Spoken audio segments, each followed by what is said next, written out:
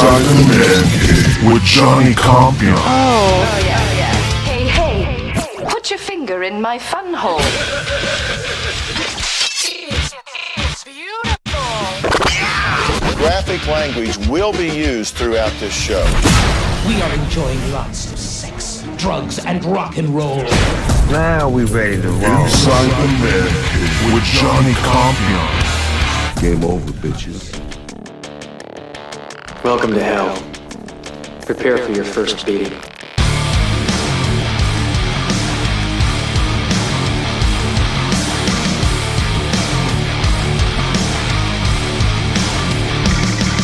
Inside the ManCave podcast show. Follow me at Johnny Compian on Twitter. Like and subscribe to my YouTube channel, Inside the ManCave podcast show. And follow me on IG and Facebook Meta. Hey man, I appreciate you guys having such a great response to these little short little podcasts I've been kind of releasing here and there. And I'm back with another one. And this is a special one. This is a very special podcast because 2 years ago, we lost a great legendary guitar player, Eddie Van Halen, who was 65 years old when he passed.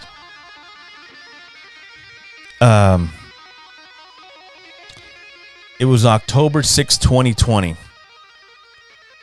That there was a very sad day when I found out about it. I tweeted about it. I always talk about how music is a big part of you, right?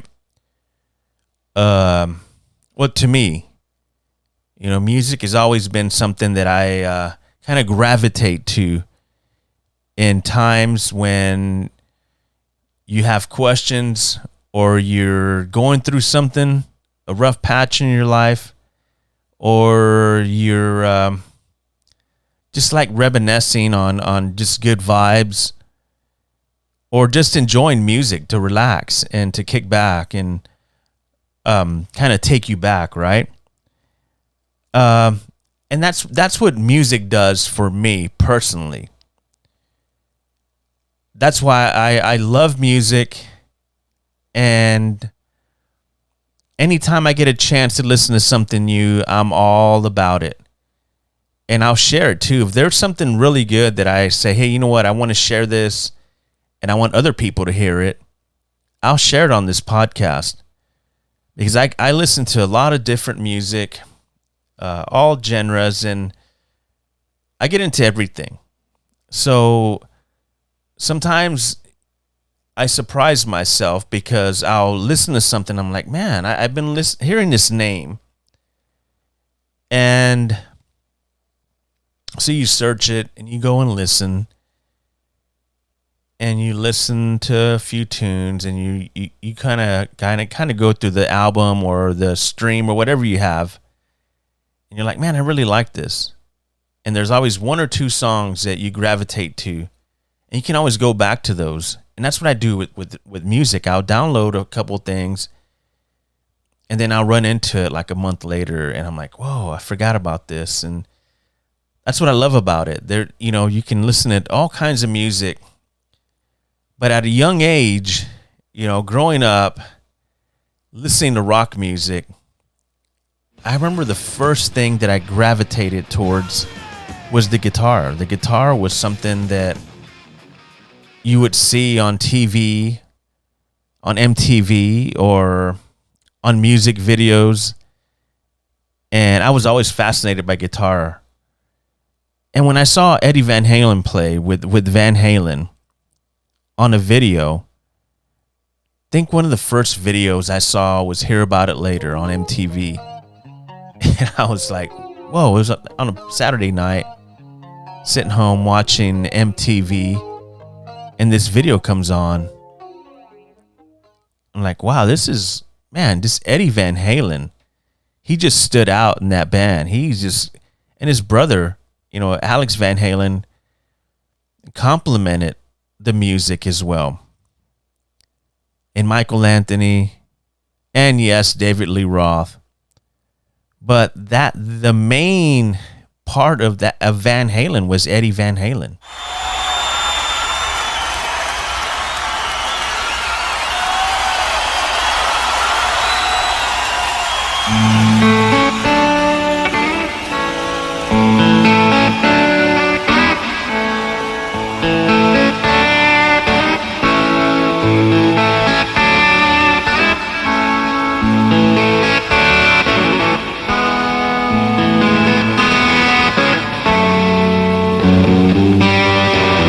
Have this debate, but I think Eddie is one of the all-time greatest guitar players ever.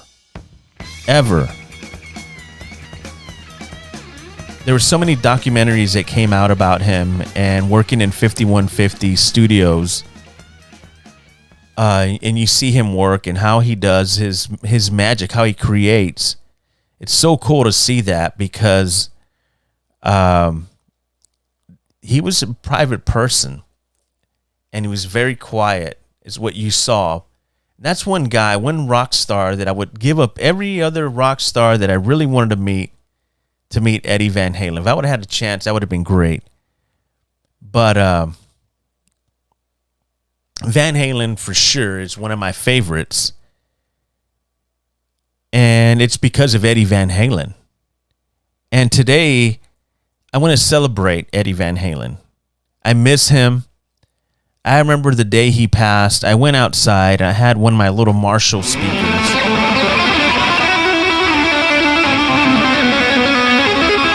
So yeah, I'm going to dedicate this whole podcast to Eddie Van Halen as we celebrate just what he left for us. That's the beautiful thing, that we can go back and we can talk about things like this. You know, the best riffs of all time from Edward Van Halen. Hands down, one of my favorite guitar players ever. And when I think of Van Halen with the music, Van Halen, the first Van Halen, the first release, there's so many hits on there. I mean, you can start it at the beginning and play it all the way through, right? It's one of those albums I've talked about on this podcast that you can turn it on and listen through and not stop it or rewind or, go back or whatever you do on whatever device you're using to check out this music. But, it's a really good topic. And the first song with the riff, just an iconic riff, is the Atomic Punk.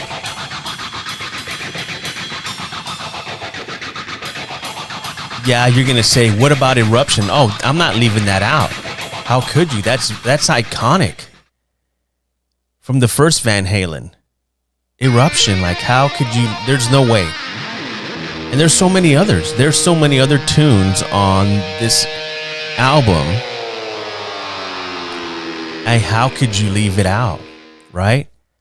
How could you leave anything out? So, and that's what I'm going to do on this podcast, is talk about the two riffs off of each album that I think are the best ever.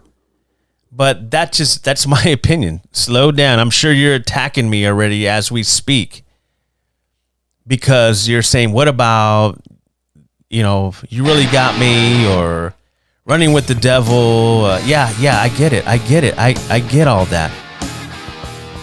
If it was one of those deals, I'd pick every single one of them. But there wouldn't be any fun in it. But for Van Halen 1, or the first Van Halen, it's the Atomic Punk and Eruption. Agree? Disagree? Van Halen 2, right? Van Halen 2, DOA. That's my pick. The first one. And once again, we have that problem when there's too many hits. There's too many hits. I said 2 riffs on each album. And the second one is going to be Somebody Get Me a Doctor. Iconic riffs. The Riff Master, Edward Van Halen. Doesn't get any better than that, right? Yeah, I was going through and listening to some of these while I was compiling the list of the riffs that I thought were really great. And Women and Children First, right off the back, The Cradle Will Rock. Iconic riffs. That album there had so many hits. It's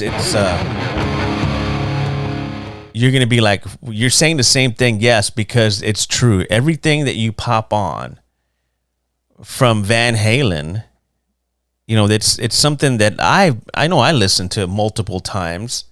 I'm sure you have as well. We've burned through Van Halen 1, Van Halen 2, Women and Children, Fair Warning, Diver Down, 1984, 5150, Q1812,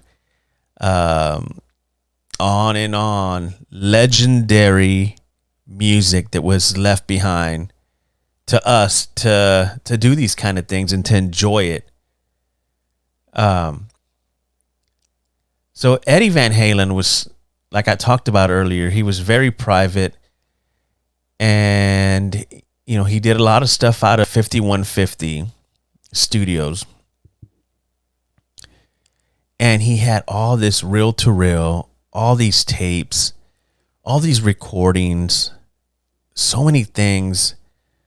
I'm sure there was, projects that were just amazing that we'll never be able to hear.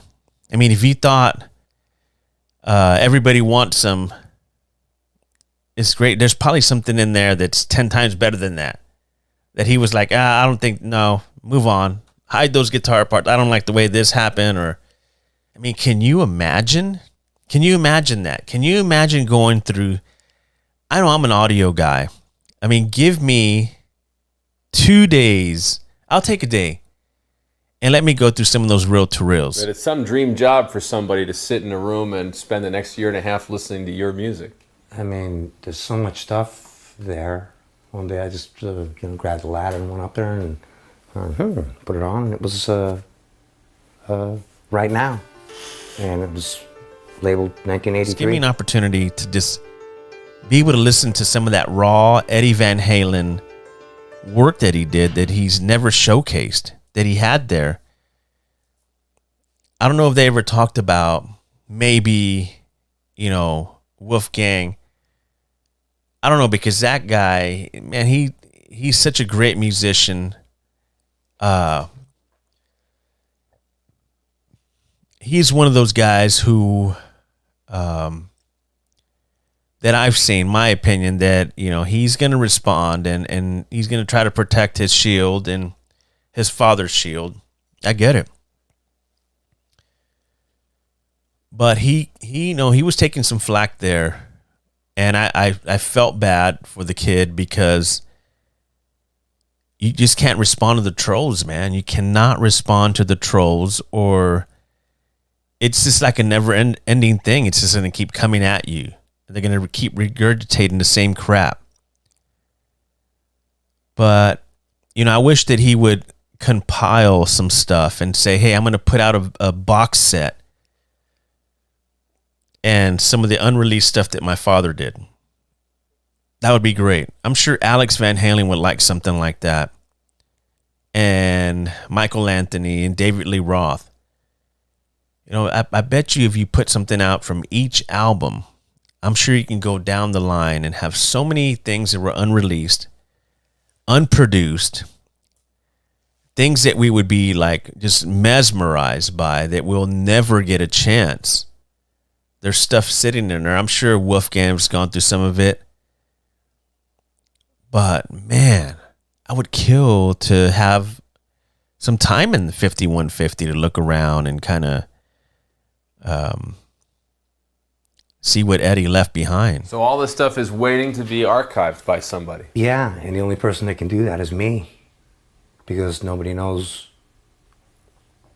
what I like. But let's get back to the list. And let's go to the Fair Warning album, which is one of my favorites. Like I said, I remember seeing this video, hear about it later on MTV, which was really cool. Iconic video, right? Growing up in my youth, that's what was on MTV. And then I saw Unchained, and that riff, just the opening riff, that's iconic. That is iconic right there. That will never be duplicated. I don't care how you want to do it and spin it. That right there is iconic. Okay, and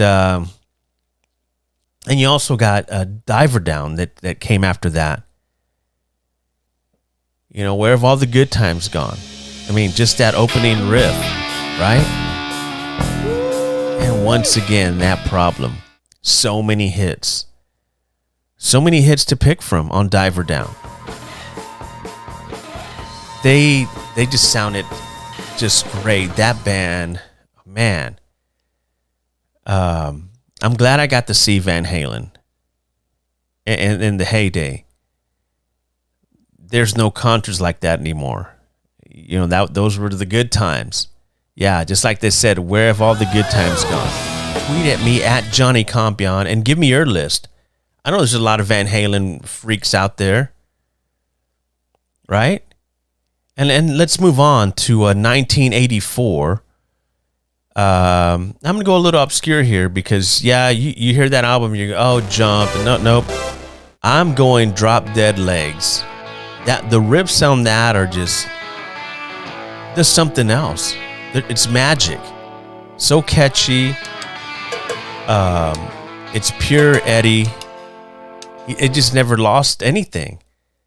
And one of my all-time favorites from 1984 is Girl Gone Bad. I mean, listen to that. That is some great riffs. That is a master at work. And I'm glad we got that we can just listen to it and appreciate it, right? Then we change up. We go into Van Hagar, 5150. Best of Both Worlds. Iconic, right? Great riffs. Very catchy. And the title track, 5150. That's one of my favorite songs. I keep saying that because I love them all. I love all these Van Halen tunes. And I still listen to them when I get a chance. And then the follow-up, it's QU812. And I like this one because, Eddie played keyboards as well. And this song's called Feel So Good. I just like the intro. I like the riffs on it. It wasn't nothing like that we got on Van Halen 2 or Fair Warning or Diver Down, but, it was cool. It was cool music. And with Sammy Hagar, he brought it. He took that band to another level. And Sammy's still at it as well. But, man, not having Eddie and him together was really hard. The way it ended. They, after Eddie passed, Sammy Hagar came out and he talked about that. He talked about not having Eddie around anymore, not being able to, pick up the phone or text or whatever he did with Eddie. But they created magic, and here's another riff right here. You know this one. Finish What You Started. Vintage, MTV. It's one of those things, man, that it was in our time and we appreciated that on MTV. You don't get that anymore because what do you have, like these shows, reality shows on MTV? if you want to watch videos, you got to go to YouTube or follow a record label and get it through there. For the album Fuck, right? For Unlawful, that album, just the opening riff on that, on Pound Cake, where he does the drill, it's got all the stripes on it, and I mean, it is cool. It's Van Halen. I love it. And just the abbreviation of the name of this album is just great. Fuck. That's awesome. And then I'm going to go obscure because there's a lot more on this album that I like, but The Dream Is Over. I dig the riff on that. I used to use that a lot, as a rejoiner. Just little parts of it, little snippets of it I use for rejoiners, or I would use it whenever a Spurs run would come to an end. I would hit, something like that. It was good because it kind of made that point when, you were having a highlight or something, or somebody said something, and it was the end of the series. It was cool. So yeah, that album was good. It holds its own. And this one too, check this out. 316. That little melody that Eddie does is so cool.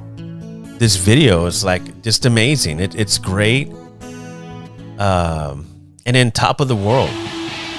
And I know I was only supposed to have 2, but I have to mention them at least, right? And then the last one, Balance. This right here, this opening riff, Can't Stop Loving You. Love it. I love the way Sammy sings it. I love the riff. It's a really catchy tune. Vintage Eddie Van Halen. And last but not least, this one here, it didn't get airplay. It wasn't on your local radio station. You had to kind of have the CD and kind of, you're doing something, and then it just had to play through, and you kind of listen to this song called Amsterdam. And the lyrics are cool. The riffs are great. So yeah, that's my last one there, Amsterdam. So Can't Stop Loving You and Amsterdam on Balance. That's, all the riffs that I think are the best from Eddie Van Halen. I mean, what do you think? What is your favorite Eddie Van Halen riff? This is Inside the ManCave. I am excited. Tweet at me at Johnny Compian on Twitter. And you can also support the podcast show on anchor.fm/Johnny5150.